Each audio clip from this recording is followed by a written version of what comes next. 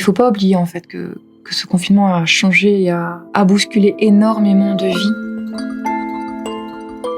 Pendant cette période de confinement, j'ai eu la chance ou la folie, ça dépend de quel point de vue on se place, de tomber enceinte. C'est un bébé en pleine santé qui malheureusement n'a pas pu encaisser le fait que moi je sois tombée malade.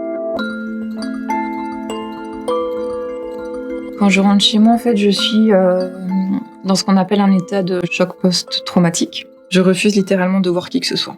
En fait, je suis dans une sorte de léthargie mentale. Je passe cette journée en boucle, j'ai énormément de flashbacks, j'ai des crises de larmes incontrôlées, mais très vite la vie m'offre un second cadeau avec ce que j'ai appelé à l'époque un nouveau bébé. Et puis donc j'ai mon bébé étoile et puis Joshua et mon bébé arc-en-ciel. Les bébés arc-en-ciel, on les appelle comme ça.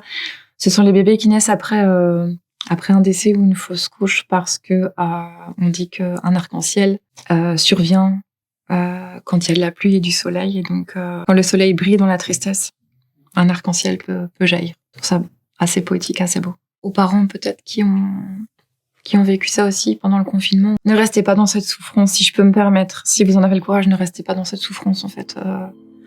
Osez briser ce silence, ce tabou. Il ne faut pas hésiter à demander de l'aide. En fait, moi, j'ai été suivie pendant des mois